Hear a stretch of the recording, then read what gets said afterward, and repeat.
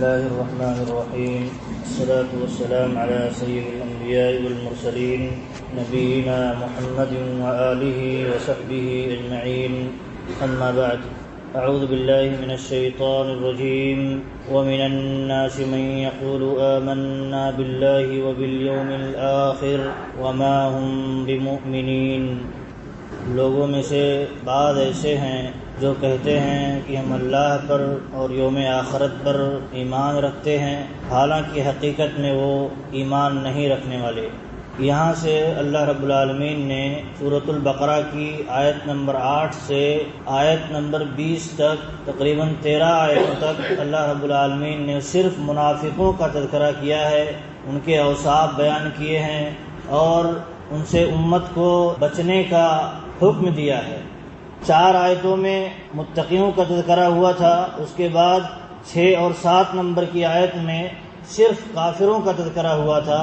اب یہاں ان کافروں کا تذکرہ ہو رہا ہے جو بظاہر اپنے آپ کو مومن اور مسلمان ظاہر کرتے ہیں، لیکن حقیقت میں وہ پکے کافر ہوتے ہیں اور اسلام کے بدترین دشمن ہوتے ہیں. اللہ رب العالمین نے یہاں زیادہ تر آیتوں میں منافقوں کا تذکرہ اس لیے کیا ہے، اہل علم لکھتے ہیں کیونکہ ان کا معاملہ بڑا پیچیدہ رہتا ہے. مومن کا معاملہ واضح ہے، کلیئر ہے، کافر کا معاملہ بھی واضح ہے، کلیئر ہے. وہ ڈنکی کی چوٹ پر کہتا ہے میں کافر ہوں، میں نہیں مانتا اسلام. لیکن منافق کا معاملہ ایسا ہے کہ وہ اسلام بھی ظاہر کرتا ہے اور اندر سے کفر بھی چھپا کے رکھتا ہے. کافروں سے بھی دوستی یاری ہے، محبت ہے، اور مسلمانوں سے بھی بظاہر دوستی یاری ہے، اور حالانکہ دل میں اس کے بغض ہوتا ہے، نفرت ہوتی ہے. تو یہ کیا ہے؟ اسلام کے لیے اور مسلمانوں کے لیے بہت بڑا خطرہ ہے. اس لیے اللہ رب العالمین نے تفصیل کر کے ان کی چالوں کو واضح کیا ہے تاکہ ایک مومن، ایک مسلمان سمجھ لے، بھانپ لے اگر اس طرح کی حرکت کوئی کرتا ہے تو کچھ نہ کچھ اس سے خطرہ ہے اور اس کے یہاں ایمان راسخ نہیں ہے. اللہ رب العالمین دیکھیے پہلے یہاں ایک صفت بیان کی ہے کہ یہ زبانی دعوے کرتے ہیں لیکن دل ان کا بالکل ایمان سے خالی ہوتا ہے. زبانی دعویٰ کرتے ہیں ہم اللہ پر ایمان رکھتے ہیں، رسول پر ایمان رکھتے ہیں، جو کچھ مسلمان کرتے ہیں ہم بھی کرتے ہیں، نماز پڑھتے ہیں، لیکن اللہ رب العالمین نے کہا یہ سب دل سے نہیں کرتے، یہ سب دکھاوے کے لیے کرتے ہیں. اللہ رب العالمین نے دوسری جگہ فرمایا وَمِنَ الَّذِينَ قَالُوا آمَنَّا بِأَفْوَاهِهِمْ وَلَمْ تُؤْمِنْ قُلُوبُهُمْ.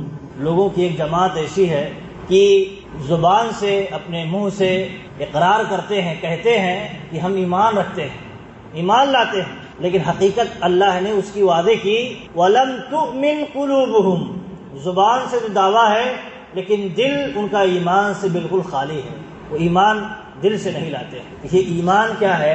شہادتین کا زبان سے اقرار، ایسے ہی دل سے تصدیق، دل میں بھی اسے سچا جانے، ایمان رکھے، ایسے ہی عمل سے اسے ثبوت پیش کرے، عملی زندگی میں ایمان کا رنگ دکھائے.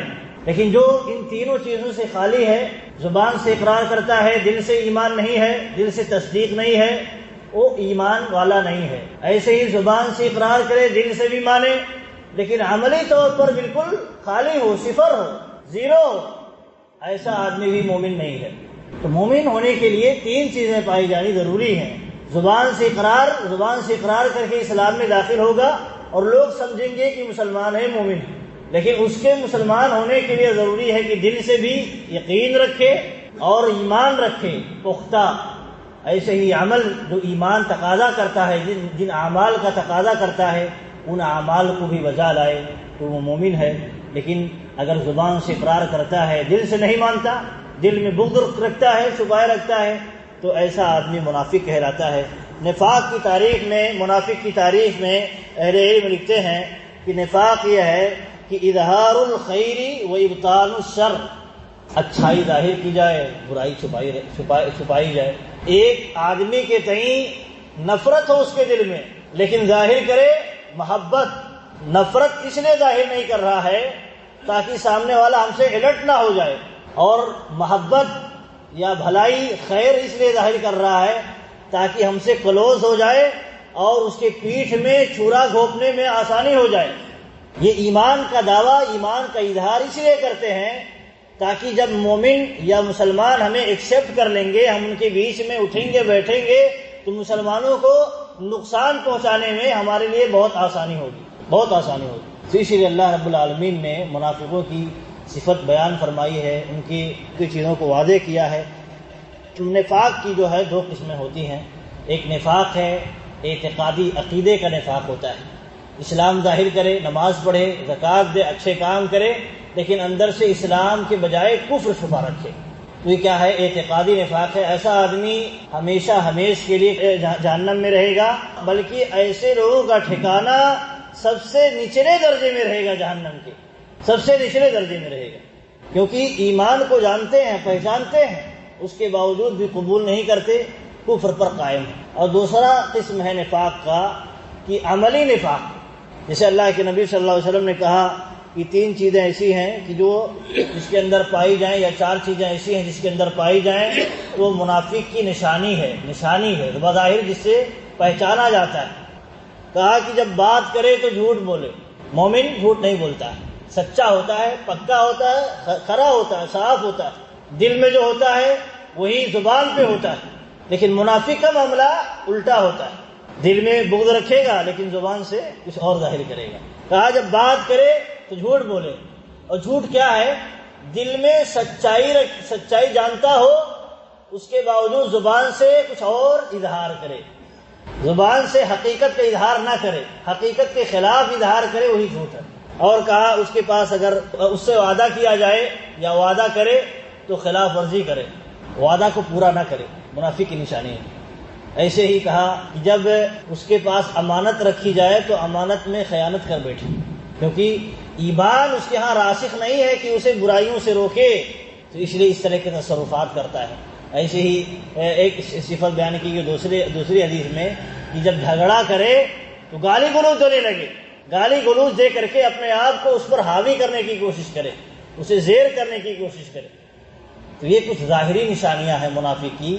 تو اگر یہ چیزیں پائی جاتی ہیں تو یہ منافق کی نشانیوں میں سے ہیں، لیکن یہ نہیں ہے کہ اگر یہ نشانیاں پائی گئیں تو اس آدمی کو یہ کہا جانے لگے کہ یہ آدمی دائرہ اسلام سے خارج ہو گیا، اس کو نہیں کہا جائے گا، لیکن یہ کہا جائے گا یہ منافق کی نشانی ہے، اس کے اندر نفاق کی نشانی پائی جاتی ہے، تاکہ انسان بچے، مومن کی نشانی نہیں ہے۔ مکہ میں جب نبی صلی اللہ علیہ وسلم تھے تو نفاق نہیں پایا جاتا تھا، کیونکہ مسلمان کمزور تھے، مسلمان غالب نہیں تھے، لیکن جب مکہ سے مسلمان ہجرت کر کے مدینہ ہجرت کر کے آئے اور جنگ بدر میں مسلمانوں کو فتح نصیب ہوئی، عزت نصیب ہوئی، تو اس وقت مسلمانوں کا ایک چرچا ہوا، ایک غلبہ نصیب ہوا، ایک روب و دبدبہ بیٹھا۔ تو اب جب مدینہ میں جو منافقین تھے، مطلب جو کفر چھپائے ہوئے تھے دل میں، تو اب انہیں خطرہ لاحق ہوا کہ اب ان کے بیچ میں ہم کیسے رہیں گے، اب ان سے بھی ہمیں فائدہ لینا ہے اور اپنے دین پر بھی باقی رکھنا ہے۔ تو کیا کرنے لگے؟ اب ان کے ساتھ بھی، مسلمانوں کے ساتھ آ کر کے ظاہر کرتے کہ ہم مومن ہیں، کافر نہیں ہیں۔ اللہ رب العالمین نے کہا کہ دیکھیے اذا جاءک المنافقون قالوا نشهد انک لرسول اللہ، جب نبی صلی اللہ علیہ وسلم کے پاس آتے تو کہتے ہم گواہی دیتے ہیں آپ اللہ کے رسول ہیں۔ اللہ رب العالمین نے کہا کہ میں گواہی دیتا ہوں یہ لوگ جھوٹے ہیں، یہ لوگ جھوٹے ہیں، دل سے نہیں اقرار کر رہے ہیں کہ آپ رسول ہیں، بس آپ کے ڈر کی وجہ سے یہ اظہار کر رہے ہیں کہ آپ اللہ کے رسول ہیں۔ نفاق اس جگہ پنپتا ہے جہاں اسلام کا ایک طرح سے غلبہ ہو، یا اس جگہ اسلام مسلمانوں کی میجورٹی ہو، مسلمان کثرت میں ہو، تو وہاں بھی نفاق پنپتا ہے۔ اب دیکھیے ووٹوں کا آج کیا ہے؟ دورہ ہے، سیاست کا دورہ ہے، تو اس میں بھی نفاق پنپتا ہے۔ مسلمانوں کے علاقے میں آتا ہے ایک سیاسی آدمی، تو اپنے آپ کو مومن ظاہر کرتا ہے، مسلمان ظاہر کرتا ہے، وہی کافروں کے یہاں جاتا ہے، کافروں والا کام کرتا ہے۔